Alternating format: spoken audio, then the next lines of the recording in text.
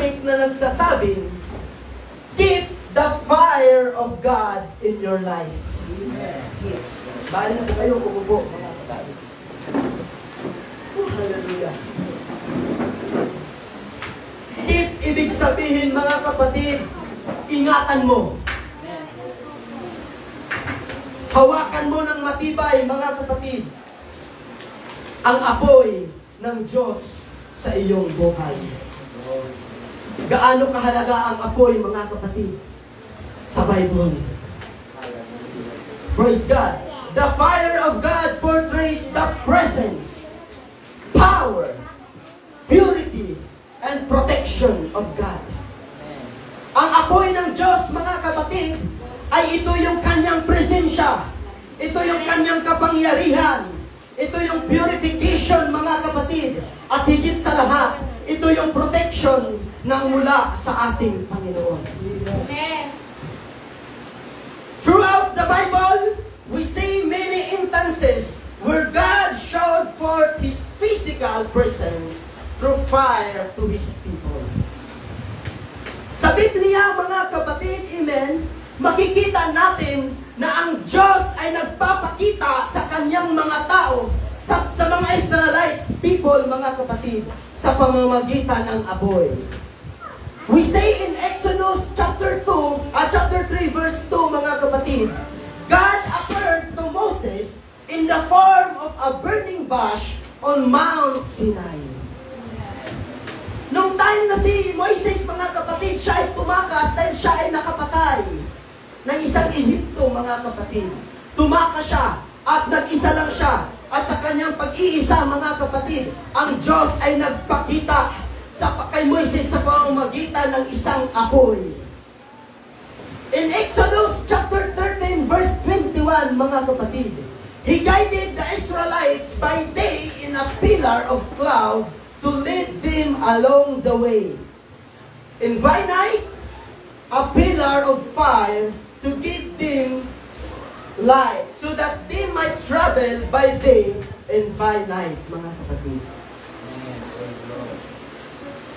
Nung si Moises, mga kapatid, ay na-encounter niya ang Panginoon, doon nagsimula ang pagtawag ng Diyos sa kanya. Amen. Tinawag siya ng Diyos, mga kapatid, at ang kanyang tungkulin ay upang ilabas ang mga Israelites doon sa lugar ng Ehipto, mga kapatid. At nung time na sila ay nakalabas na, mga kapatid, palabas ng Ehipto, habang sila ay naglalakad, mainit ang panahon doon sa ilang. Alam naman natin na pag sinabing ilang, mga kapatid, mainit. Disyerto, mga kapatid. Pero ang Diyos ay nagpapakita ng milagro sa kanilang buhay, mga kapatid. Para lang tuloy-tuloy yung kanilang pagbiyahe. Ang Diyos ay nagpapadala ng cloud para protektahan sila sa init, mga kapatid. At pagsapit naman ng dilim ng gabi, alam naman natin ang disyerto, mga kapatid. Ito ay madilim. Ngunit wala silang dalang anumang gagamitan mo, mga kapatid, dahil pabilisan, padalian yung paglikas nila. Pero ang Diyos sa pamamagitan ng apoy, mga kapatid, sa kanilang paglalakbay palabas ng Ehipto, ang Diyos ay nagpapadala ng apoy sa gabi sa pamamagitan bilang tanglaw, bilang liwanag sa kanilang paglalakbay, mga kapatid. Hallelujah!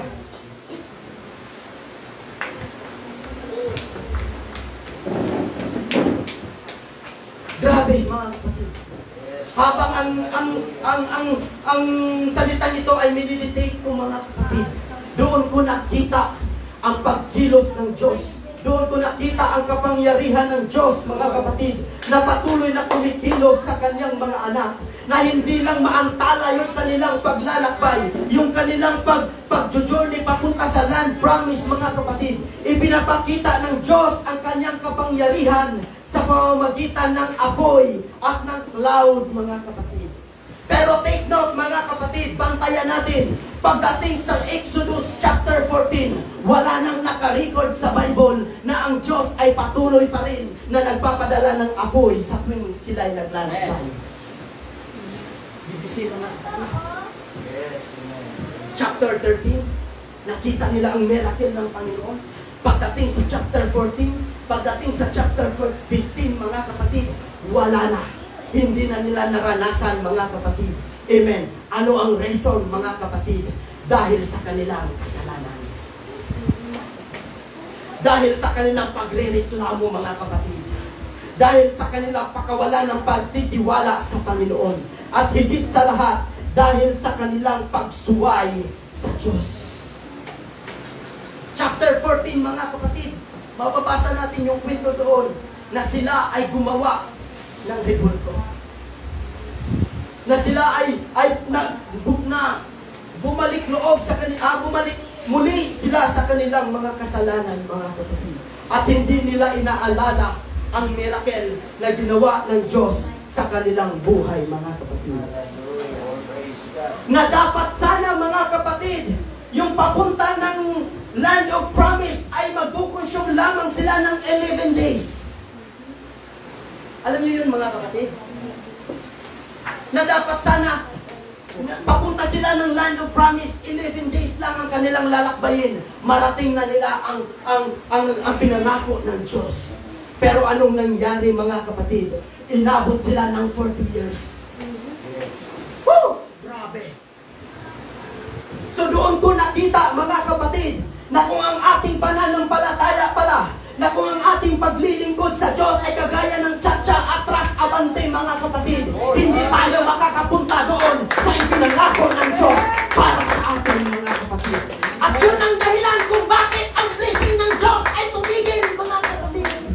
Dahil sa ating mga kasalanan. Kaya, mga kapatid, amen, ang mensaheng ito, mga kapatid, praise God, ay nagpapaalala sa atin na ingatan natin ang apoy ng Diyos na huwag mawala sa ating mga buhay. Dahil kung ito ay namamatay, mga kapatid, dito magbabalik yung ating mga maruruming isipan. Woo! Hallelujah! Hallelujah! Church, this is the time to change our mind, mga kapatid. Amen! Oras na para baguhin natin ang ating isipan, mga kapatid. Dahil ang biyaya ng Diyos, ang blessing ng Diyos ay nariyan na. Tatanggapin mo na, kapatid, kung ikaw ay patuloy lamang na magtitiwala sa ating Panginoon. Church, hallelujah! This is the time to change our living. Amen! Hallelujah! Hallelujah! Dapat sana, mga kapatid, amen, 11 days lang, i-times natin, 365 a year, in 1 year, times 40. 14,600, mga kapatid. Dapat 11 days lang, pastor, nandun na sila. Na-experience na nila ang blessing ng Diyos. Woo! Hallelujah! Masaya na silang nakakain ng mga prutas, amen, na inilaan ng Diyos sa kanila. Pero ano ang nangyari? Inabot na lang sila ng katandaan, mga kapatid. That's why hindi na sila nakapunta doon sa Land of Promise. Dahil ang kanilang paglilingkod sa Panginoon ay nanatiling stagnant, mga kapatid. Nanatiling 2x2. Nanatiling kagaya ng isang alon, mga kapatid. Na hina kung saan lang siya dadalhin ng hangin, doon lang siya. Amen. Praise God. The fire of God serve us a constant reminder. Ang apoy ng Diyos, mga kapatid, amen, ay nagpapaalala sa atin of God's power and presence. Yes, amen. Hallelujah. Woo, hallelujah.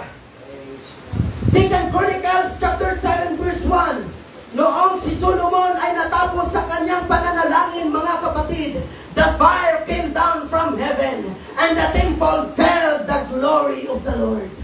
Praise the Lord. Praise. Hallelujah. Natapos manalangin si Solomon, mga kapatid.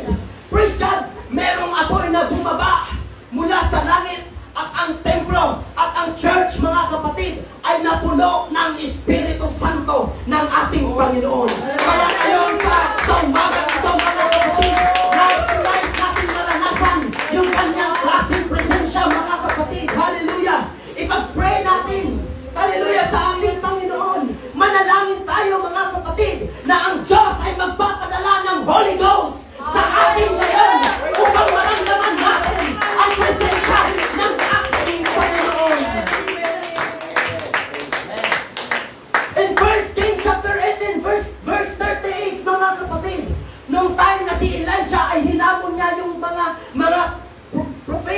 propeta mga kapatid, nung hinamon niya, napatunayan kung sino yung totoong Diyos. Alam natin yung kwento mga kapatid, yung mga false prophet, ang ginawa nila, nagdugo na sila mga kapatid, nagsayaw-sayaw na sila, lahat ng paru-paruji, ginawa na nila. Pero hindi pa rin sila dinidinig ng Panginoon. Pero nung time mga kapatid, amen, nung time na si Elijah, torn naman niya para siya ay tumawag sa kanyang Diyos, mga kapatid. Ano ang ginawa ni Elijah? Inayos niya yung altar, mga kapatid. Inayos niya yung altar at siya'y nananalangin. At nung siya'y nananalangin, mga kapatid, ang apoy ng Diyos ay agad na bumaba at nasunog ang handog ni Elijah, mga kapatid. Number 1, mga kapatid, na kailangan natin gawin upang maramdaman natin ang presensya ng ating Panginoon. Kailangan iayos muna natin yung ating altar, mga kapatid. Kailangan magsisi muna tayo sa ating Panginoon. Dahil kung puno ng karumihan ang ating mga buhay, mga kapatid, hindi magpipenetrate ang Diyos sa ating mga buhay. Hallelujah! Praise God.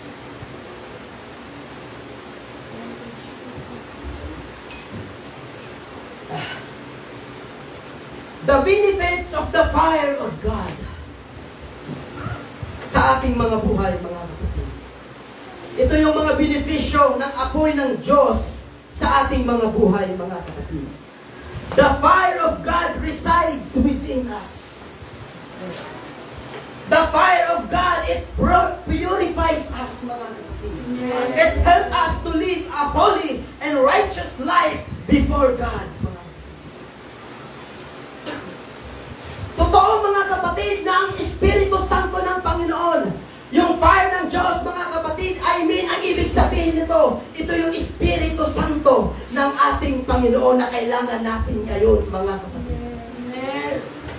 At nung time na ako ay bago pa lang sa Panginoon mga kapatid, praise God, ako ay nananaginip. At sa aking panaginip mga kapatid, praise God, mayroong isang tinig na nangungusap sa akin.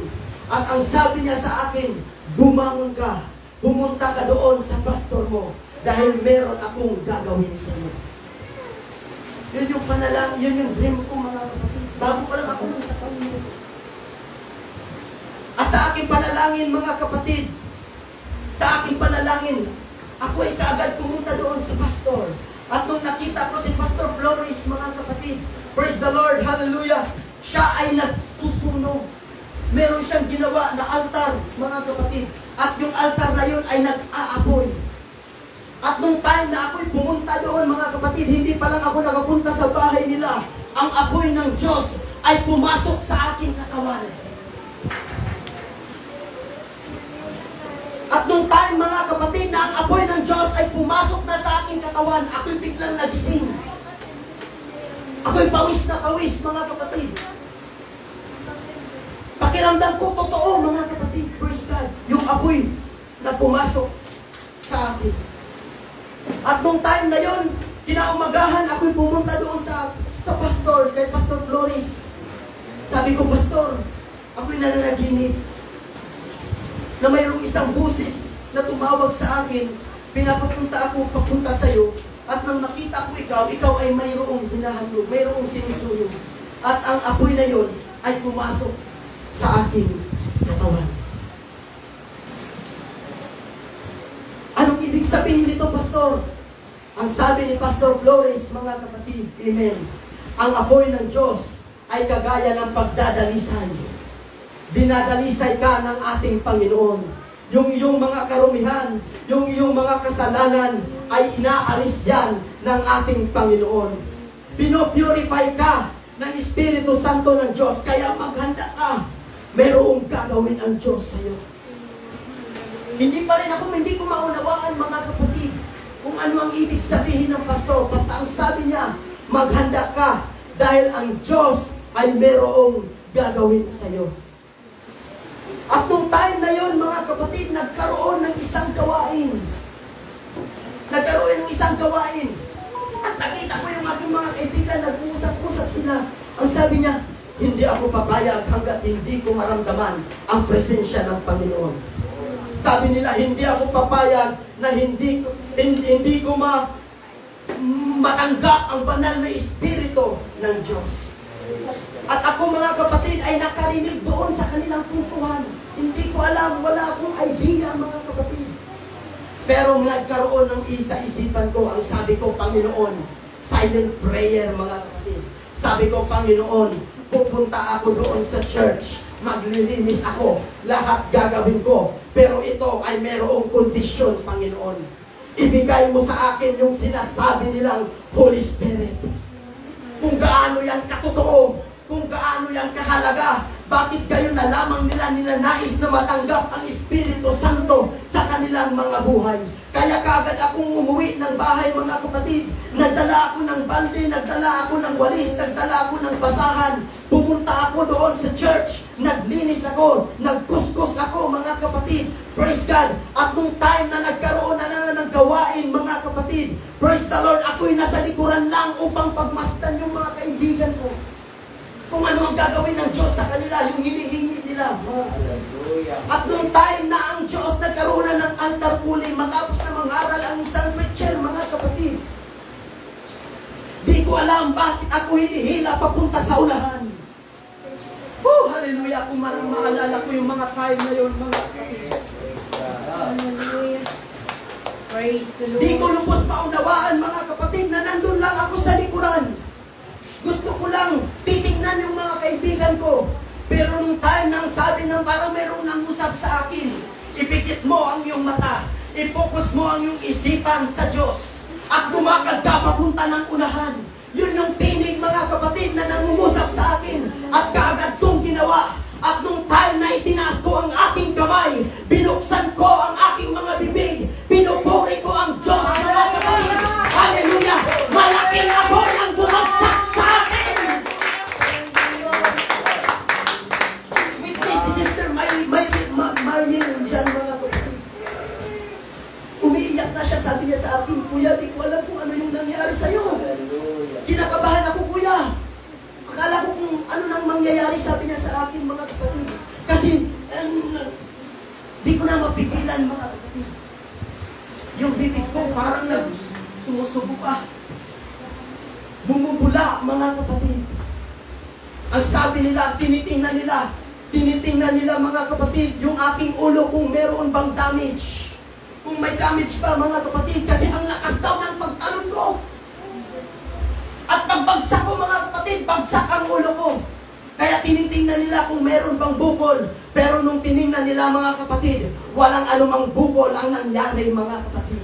Kung yun ang patingin nila na grabe yung pagkabaksak ko mga kapatid. Pero ang pakiramdam ko nung time na yun mga kapatid, ang daming anghel na nag-aalalay sa akin pababa. Glory. Hallelujah. Praise the Lord.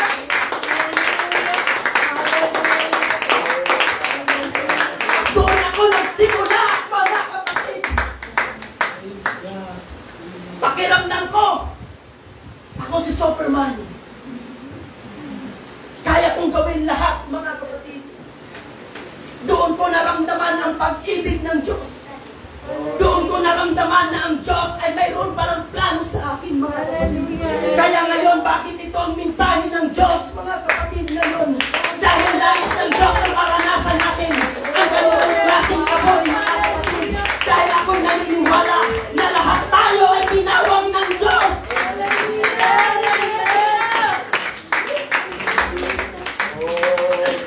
Hallelujah! Alam ko na hindi lang ako ang nakaranas ng ganon mga kapatid. Praise God! Kung ikaw ay hindi pa nakakaranas ng Spirit ng ating Panginoon sa pamamagitan ng pagsasalita ng iba't ibang wika, kapatid, ngayon ang araw para maramdaman mo ito. Ngayon ang araw para maranasan mo ito. At sabihin ko sa iyo kapatid, kapag nangyari yan, grabe yung pagbabago sa buhay mo. Amen. Hallelujah. Dati ang aking bibig, laging nagsisigarilyo mga kapatid.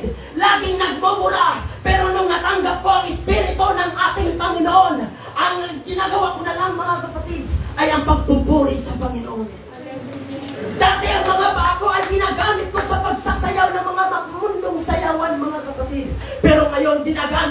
sa pagsasayaw sa ating Panginoon. Hallelujah. Yan yung malaking pagbabago na mangyayari sa ating mga buhay, mga kapatid. Right. Amen. Praise Kung tayo ay nagpapatuloy sa ating Panginoon. Amen. Nung time na yun, mga kapatid, hindi ako nabigo. Hallelujah. Praise God. Yan ang kapangyarihan ng Espiritu Santo, mga kapatid. Praise the Lord. Yan yung mag-purify sa atin. Yan yung maglilinis sa atin, mga kapatid. Yan yung magdadala sa atin papunta ng holy life, papuntang righteous life, mga kapatid, papunta sa ating Panginoon. Amen. Yan yung benepisyo na matatanggap natin mula sa ating Panginoon. Amen. The benefits of the fire of God, it gives us silyo.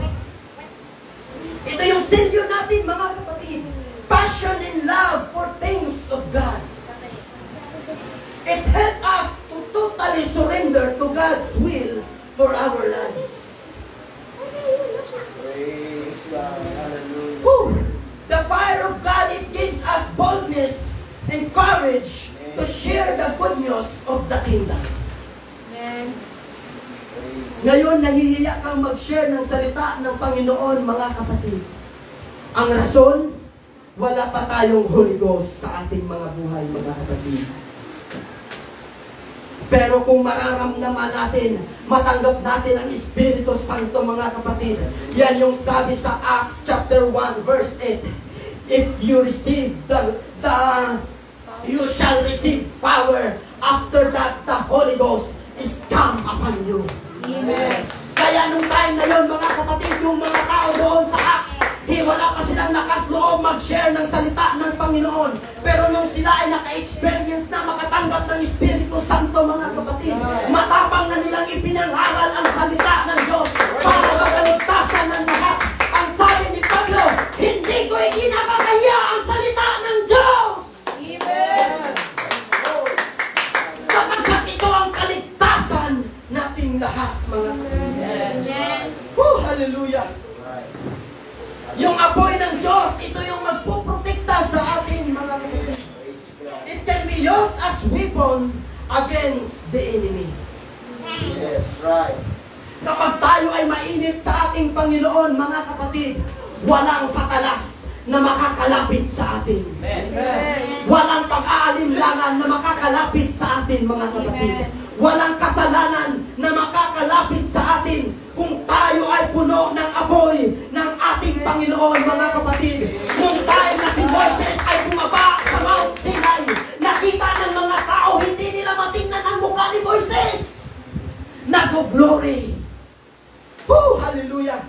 At kung nais nating maramdaman yung glory ng Panginoon, mga kapatid, hallelujah,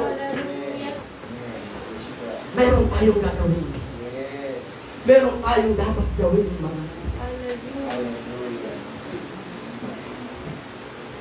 balikan din yung scripture natin, mga kapatid.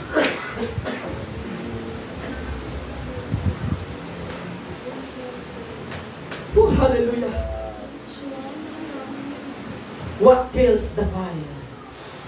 Ano ang pumapatay sa apoy, mga kapatid? Bakit namamatay yung apoy? Hallelujah. Ano ang rason? Number 1, mga kapatid, doon sa ating binasa. Failure to remove the ashes. In chapter 6, Leviticus verse 10, mga kapatid, ating mababasa doon na ang mga Levitico, mga kapatid, ang mga priest ay kailangan hindi sila matulog, magdamag silang nakabantay doon, mga kapatid, sa altar, na kailangan yung apoy ay nanatiling nagniningas, mga kapatid. Kasi at ang gagawin nila, praise God, para ang apoy ay mananatiling nagniningas, tatanggalan nila ng abo.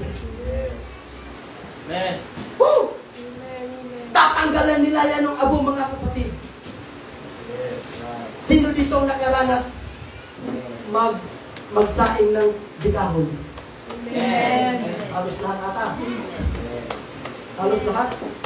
Siguro yung mga young people ngayon, hindi na sila nakakaranas kasi bigas na sila ngayon. Michelin na. Super kala na. Pero nung time, na naabutan ko mga kapatid, amen, nang naabutan ko talaga. Kahit ngayon, apoy pa rin kami. Nakakahoy pa rin kami mga kapatid. Amen, praise God. At nung time na ako'y bago pa lang nagluto, mga kapatid, nagsaing ako. Binayuok na lang akong kakahuyok. Ano yung bayuok? Beke. Yung lagyan ng glue. Yun, Beke. Beke. Basta ganun, bayot ko yun. Yun, mga kapatid, binayuok na lang akong kakahuyok. Di pa rin umaapoy.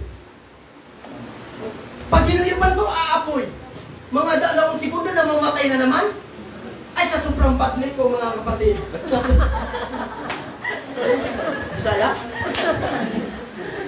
Sa sobrang baglit ko, mga kapatid, binalbagan ko pa. Pinalo ko yung kaldero. Mas lalong na ako nawala ang apoy, mga kapatid. So, naula.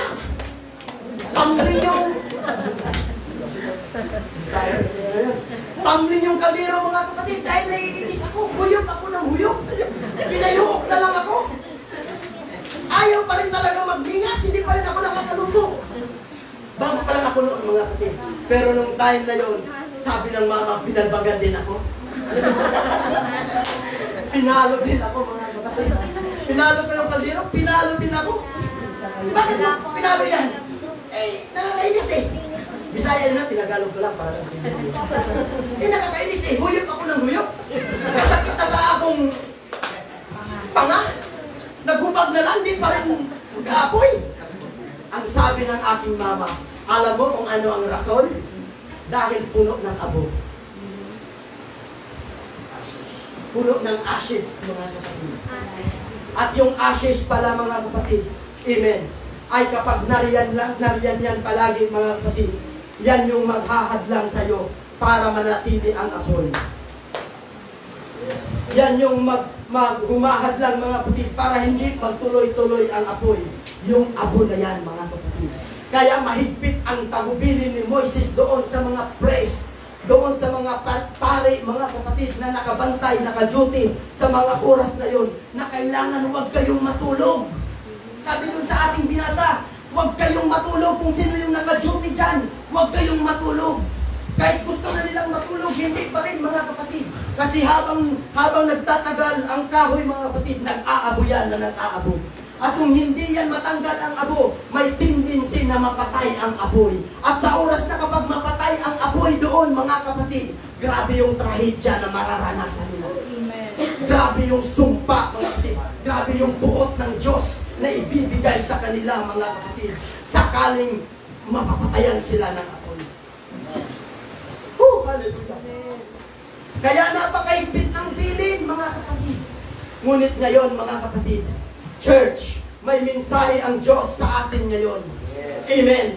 Higpitan natin na bantayan ang ating mga sarili. Baka hindi na natin namalayan. Puno na pala tayo ng abo. Kaya namamatay ang apoy ng Diyos sa atin, mga kapatid. Hallelujah. Yan ang dahilan kung bakit hindi tayo masayang uma-attend ng church, mga kapatid. Dahil merong abo sa atin na humahadlang. Yan ang dahilan kung bakit hindi na tayo umiiyak sa presensya ng Diyos, mga kapatid. Dahil merong abo, may ashes na nagpahadlang, mga kapatid. Yan ang dahilan, mga kapatid, na ating mga isipan ay nakapokus lang sa negosyo. Nakapokus lang sa trabaho, mga kapatid. Hallelujah! Kaya hindi na tayo umiiyak sa presensya ng Panginoon. Kaya hindi na natin nararamdaman ang pagkilos ng Diyos sa ating buhay. Kaya iniisip na lang natin na parang ang gawain ito ay regular lamang, normal lamang, mga kapatid. Dahil yan sa abo na hindi natatanggal, mga kapatid. Ano yung abo sa ating mga buhay? Yun yung humahad lang sa'yo para ikaw ay mag-apoy sa ating Panginoon, mga kapatid. Yun yung mga problema na dinadaranas mo. Yun yung mga doubt na iniisip mo, mga kapatid. Yun yung kawalan ng pananampalataya. Yun yung kawalan ng yun yung pagpapatuloy sa pagkakasala, mga kapatid. At ang dapat nating gawin yan para mawala yan, mga kapatid. para matanggal yan at mananatili ang apoy ng Diyos, mga kapatid, sa ating buhay. Hallelujah, tanggalin natin yan. Hallelujah. Alisin natin yan, mga kapatid. Oh God. Amen. Kasi hindi na tayo umiiyak sa presensya ng Panginoon. Glory. Hindi masama ang umiyak, mga kapatid. Yes, Amen. Lalo na kung nararamdaman natin ang pagkilos ng Diyos. Hallelujah. Oh, glory to Jesus. Hallelujah. Dahil masyado na tayo nakapokus sa ating mga trabaho. Yes, Amen. Hallelujah. Pumahad lang Thank you, Jesus. sa atin yan ngayon. Yes, God. Oh, hallelujah. Fire. Kapatid, hindi po masama yan. Pero kung yan ang humahad lang sa iyo ngayon para umiyak ka sa presensya ng Diyos, alisin mo yan. Dahil abo yan. Dahil abo yan. Dahil kung naniniwala tayo na sa salita ng Diyos, na seek ye first the kingdom of God and His righteousness, and all these things shall be added unto you. Wala tayong dapat ipangamba, mga kapatid. Amen. Amen. Hallelujah. Oh, hallelujah. Oh, thank you. Wala tayong dapat ikabahala, mga kapatid. Kung tayo naniniwala na ang Diyos ay provider, mga kapatid. Ang dapat lamang nating unahin, sikapin natin, mga kapatid, na maramdaman natin ang presensya ng Diyos. Na ang apoy ng Diyos ay matanggap natin, mga kapatid, sa ating mga buhay. At naniniwala tayo na ang Diyos ay magpo-provide sa ating mga pangangailangan. Praise the name of Jesus. Hallelujah. Come on. Ang mahalaga, pinupuri natin ng Diyos at umiiyak tayo sa kanyang presensya, mga kapatid. Yes, hallelujah. Minsan, mga kapatid, amen, kaya wala nang pag-iyak sa Panginoon Oh, dahil sa social media. Hallelujah. Amen. Masyado tayo ngayon, mga kapatid, na nakapokus sa social media. Amen. Come on, preach it. Oh, hallelujah. Hallelujah. Alam niyo, mga kapatid, hallelujah, isang linggo, grabe, parang ang bigat ng pakiramdam ko, mga kapatid. Pakiramdam ko, talagang nanghihina ako, mga kapatid. Nawawala yung pananampalataya ko. Puro problema ang dumarating sa akin, mga kapatid. Pero nung time na sinabi ko, Lord, hallelujah, change my mind. Baguhin mo ang konsepto, bunin ng isip ko. Oh, yes, Lord. Kaya ngayon, mga kapatid, sina-challenge ko ang aking sarili. Simula Lunes hanggang Sunday, mga kapatid, nagbabasa ako ng salita ng Panginoon. Dahil naniniwala ako, mga kapatid, na ang salita ng Diyos ang siyang mag-aalis sa atin. Hallelujah.